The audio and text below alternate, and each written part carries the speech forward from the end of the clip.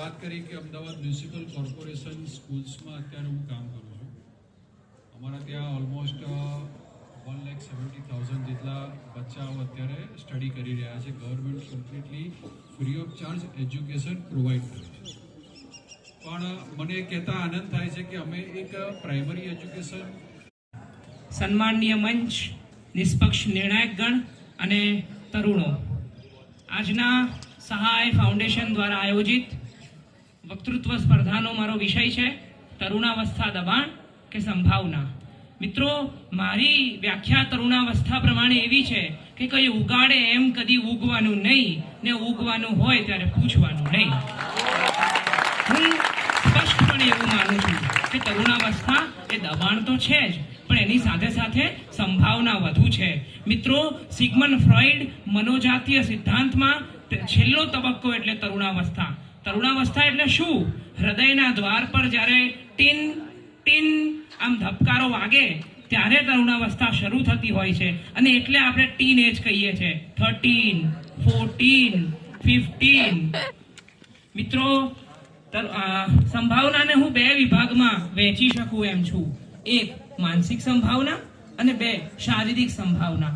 વાત કરું શારીરિક સંભાવનાની તો એવી સહાયવાળાએ ખૂબ સુંદર સ્પોર્ટ્સનું આયોજન કર્યું, અને એમાં વિદ્યાર્થીઓની જે રમત કળા છે, રમત કૌશલ્ય છે એ વિકસે એની માટે સતત પ્રયત્નો કર્યા છે.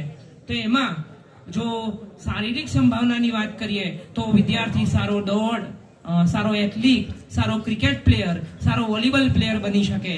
અને માનસિક સંભાવનામાં જ્યારે વ્યક્તિ 15 વર્ષનો હોય ત્યારે 10મું પાસ કરી અને સારો સાયન્ટિસ્ટ, સારો શિક્ષક બનવાની ઈચ્છા ધરાવતો હોય.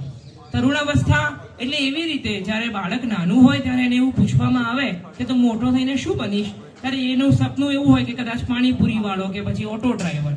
પણ જ્યારે 15 વર્ષનો થાય અને એવું પૂછો ત્યારે એના આઈડલ બદલાઈ ગયા હોય. મિત્રો, હંસલ ભચેચ એવું જણાવે છે કે વિદ્યાર્થી તરુણોનો મોબાઈલ, ડાયરી અને રૂમ તેમનું અંગત વિશ્વ છે. જો પેરેન્ટ્સ એની સાથે સારી રીતે વર્તશે, તેના મોબાઈલ, ડાયરી અને રૂમને છુપીને ચેક નહીં કરે, તો વિદ્યાર્થી અને તરુણ પેરેન્ટ્સ સાથે ખુલીને વાત કરવામાં સહમત બનશે અને તરુણાવસ્થા એ વધુ સંભવિત બનશે. તરુણાવસ્થા એ સંભાવના જ છે. જો આપણે સતત મહેનત કરીએ, વિશ્વ બહુ જ સારું છે.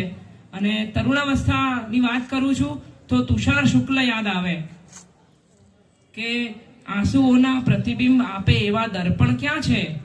આંસુઓના પ્રતિબિંબ આપે એવા દર્પણ ક્યાં છે? કહ્યા વિના સઘળું સમજી લે એવા સગપણ ક્યાં છે? આટલું જ કહી હું એવું જ માનું છું કે દબાણ તો છે. શેરી મિત્રો અને સ્કૂલ ફ્રેન્ડનું નિયંત્રણ, કેવી રીતે આપણે ભણવું, શું ભણવું, ફેમિલીના મોટા મિત્રો સાથે કેવી રીતે વાત કરવી, જનરેશન ગેપ, અને એ બધાની સાથે દબાણ તો છે. પણ શું કરવું? હું મોટો થઈને એન્જિનિયર બનીશ, એ સંભાવના છે. Years, pressure or possibility.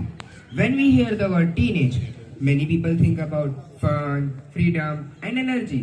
But for most of the students, the reality is quite different. Teenage years are often filled with expectations, uncertainties and constant pressure. This pressure begins early in our life.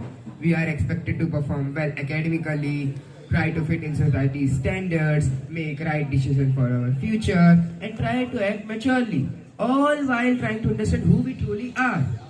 The feeling of being left behind. અને તેના આદર્શો, સંસ્થાઓ, રાષ્ટ્રધ્વજ અને રાષ્ટ્રગીતનો આદર કરવો જોઈએ.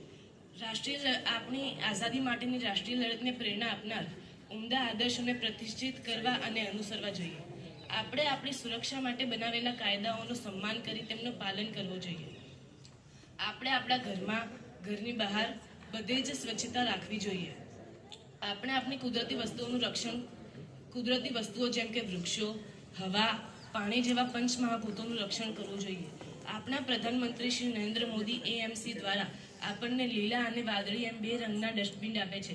તેમાંથી આપણે લીલા રંગની અંદર સૂકો કચરો નાખવો જોઈએ અને વાદળી રંગની અંદર ભીનો કચરો નાખવો જોઈએ. તેથી કૃત્રિમ ખાતર બનાવવામાં સરળતા રહે છે. આપણા જીવનમાં ભણતરનું સૌથી મોટું મહત્વ છે, તેનો આપણે સન્માન કરવો જોઈએ. એમ તો ભણવાની કોઈ ઉંમર હોતી નથી, પણ દરેક બાળકને 14 વર્ષની ઉંમર સુધી ભણવાનો પૂરેપૂરો હક હોય છે અને આપણે આપણી આસપાસના વાતાવરણમાં શાંતિ રાખવાનો પ્રયત્ન કરવો જોઈએ. આપણા દ્વારા કોઈને પણ તકલીફ ના થવી જોઈએ તે વાતની આપણે પૂરેપૂરી કાળજી રાખવી જોઈએ. ધન્યવાદ. તમને પગે લાગ્યા છે. આ વિષયને આપણે મુદ્દાઓમાં સમજીએ તો પહેલો મુદ્દો છે શિક્ષણ અને જાગૃતિ. એક જાગૃત નાગરિક તરીકે મારી પહેલી ભૂમિકા એ છે કે હું પ્રચાર વધી ગયું છે.